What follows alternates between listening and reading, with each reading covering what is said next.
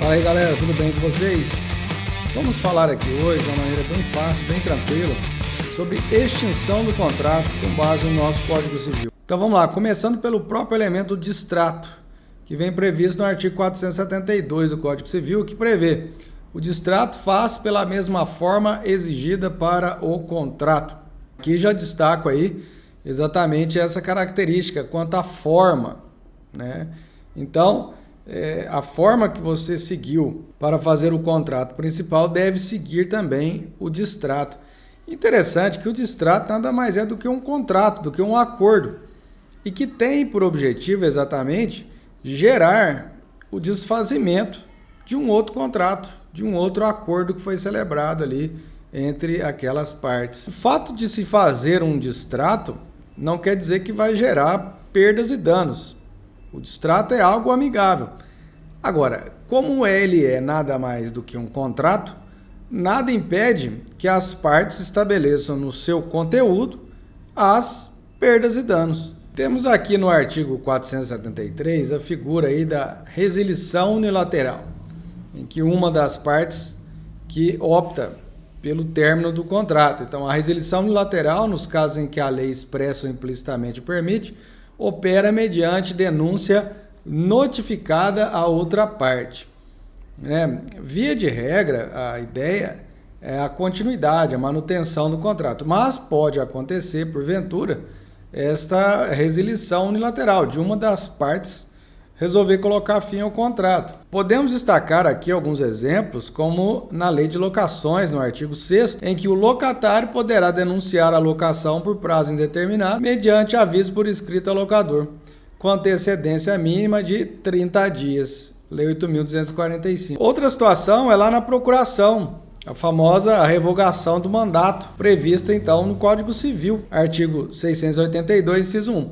E essa resilição unilateral ela pode se dar tanto do outorgado como do outorgante, né? Aquele que outorga a procuração pode então revogar o mandato, mas aquele que é outorgado ele pode também renunciar ao mandato, muito comum no caso do advogado. Cláusula resolutiva, também um importante assunto aqui em cima do nosso tema extinção dos contratos. Então é possível que as partes estabeleçam, por exemplo, numa escritura pública, porventura ficou estabelecido uma data de pagamento que não coincide com aquela ali da escritura.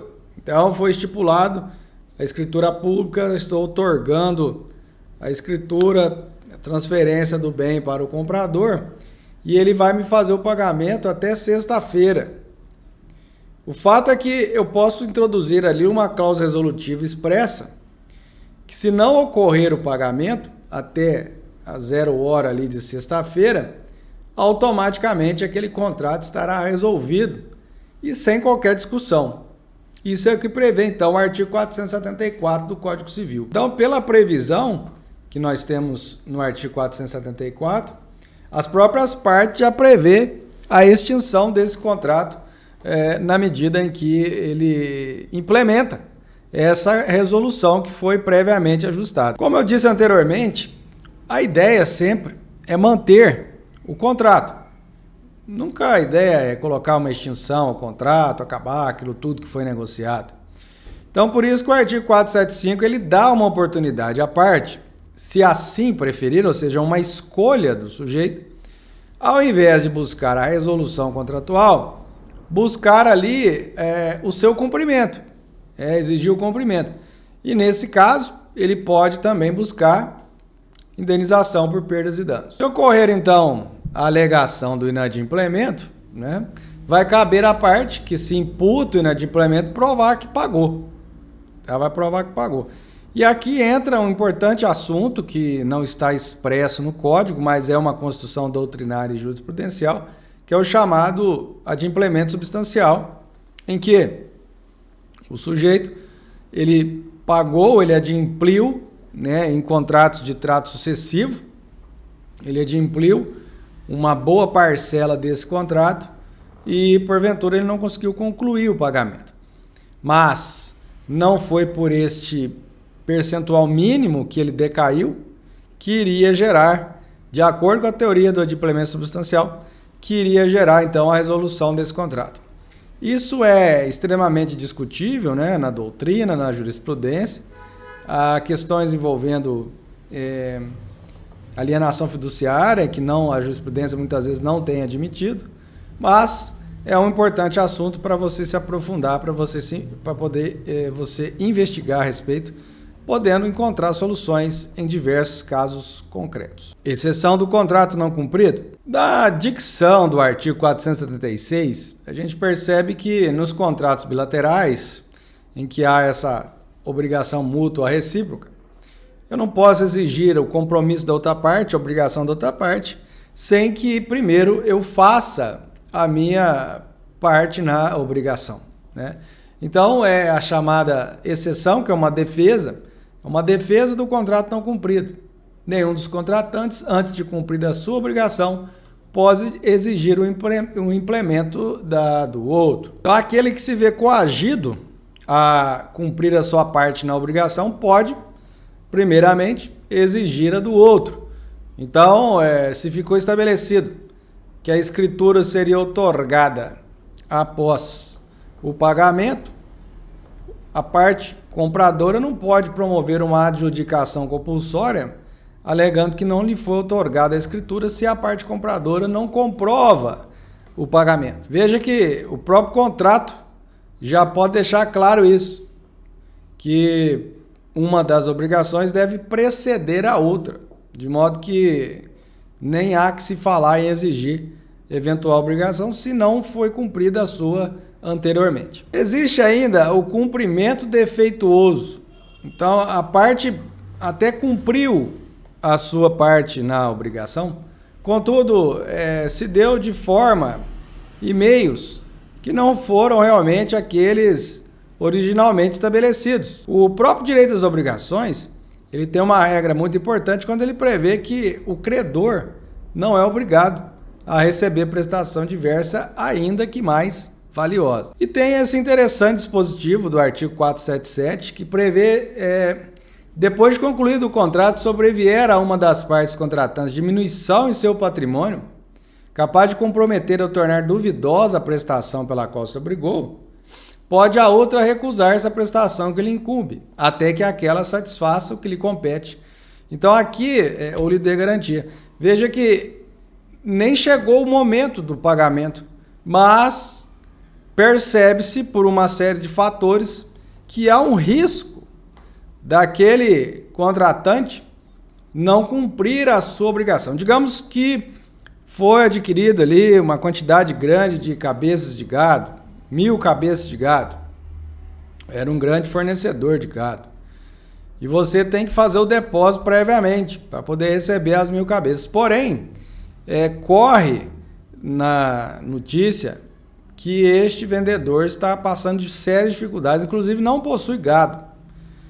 Então, preocupado em fazer um depósito tão elevado, você então interpela o vendedor para que ele realmente comprove que efetivamente ele vai cumprir o avançado, ou ainda dando até garantia bastante que irá satisfazer, para você não correr o risco de depositar um valor e de repente não ver o resultado dele. Então, pela teoria do inadimplemento antecipado, você quer evitar prejuízos para a parte. E com isso existe um fundado receio de que a avença não terá o fim desejado, poderá a parte que se sentir ameaçada requerer o cumprimento antecipado. Tá? Então existe essa figura expressa no artigo 477 do Código Civil. Da resolução por onerosidade excessiva. Veja que com o advento da pandemia, se falou muito desta questão. Muitos contratos não foram cumpridos exatamente pelo grande desequilíbrio que veio atingir os contratantes. Por conta de problemas de público que não podia mais ir em shows, problemas de transportes, problemas envolvendo viagens aéreas, turismo. Então, a onerosidade excessiva ela provoca esse desequilíbrio e ela é uma forma, então, de extinção contratual ou de alteração no ajuste inicialmente planejado. E vem aqui, então, a importante teoria, que é o plano de fundo da onerosidade excessiva, que é a teoria da imprevisão. Então, essa perda de harmonia, ela pode ser muito bem percebida no artigo 478, nos contratos de execução continuada ou diferida. Então, aquele contrato de execução imediata, ele não é um caso para isso. Na verdade, é aquele contrato que se protrai no tempo, que está sujeito à teoria. Então, nesses contratos, se a prestação de uma das partes se tornar excessivamente onerosa com extrema vantagem para outra, em virtude de acontecimentos extraordinários e imprevisíveis, poderá o devedor pedir a resolução do contrato. Os efeitos da sentença que a decretar retroagirão à data da citação. Então, este grande desequilíbrio poderá ensejar, então, a resolução do contrato. Peculiaridades que nós podemos destacar, então, da teoria. Primeiro, não pode haver culpa entre as partes ali. A ideia não é que o fato em si se deu por culpa das partes. Em si, são elementos que estão fora do controle, do domínio das partes. Sempre lembrando a pandemia, fica fácil você perceber que, na verdade, não teria nenhum sentido ali atribuir culpa ao vendedor, ao comprador, na medida em que o elemento que interferiu naquele contrato é totalmente alheio, totalmente externo. Essa alha, esse elemento de sorte, esse elemento imprevisto, ele é extraordinário e ele é imprevisível, né? Ele não poderia estar ali inicialmente planejado entre as partes, pois se assim o estivesse, estaria coberto pelo próprio risco do contrato que foi estabelecido. Contrato instantâneo, conforme eu disse, esse não estará sujeito à teoria. Na verdade, são os contratos de trato sucessivo que permitirão essa proteção a partir da teoria da imprevisão. Quem pode o mais, pode o menos. Nada obsta que as partes optem, ao invés de se resolver, já que é a resolução por onerosidade excessiva, nada impede que, ao invés de se resolver o negócio, que se faça uma revisão desse negócio, buscando assim manter ainda o cumprimento obrigacional. Logicamente, alguma das partes acaba sendo beneficiada pela onerosidade. E aí, com isso, essa parte vai abrir mão, vai perder um pouco dessa vantagem para que a outra possa, então, permanecer cumprindo a sua obrigação. Então, é o que prevê o artigo 479, assegurando assim a conservação do negócio. Então, aquela parte que se beneficia do negócio, a partir do momento que ela abre mão, ela pode, então, manter esse negócio ainda ativo. Por fim, o artigo 480, que prevê exatamente uma situação em que uma das partes já cumpriu o que lhe cabia, ficando a outra com os encargos. E aí, esse eventual desequilíbrio pode atingir a outra. Então, isso não impede que ela invoque a teoria da imprevisão. Tá bom? Espero que vocês tenham gostado aí da extinção dos contratos. Fechando aqui esse ciclo que nós abrimos aí sobre teoria geral dos contratos. Em breve viremos agora com muitos assuntos ligados à responsabilidade civil. Continue seguindo o nosso canal, não deixe de se inscrever e comente a qualquer dúvida ou deixe aqui a sua informação para poder contribuir com todos aqueles que por aqui passam. Até o próximo contato, fiquem todos com Deus e um grande abraço.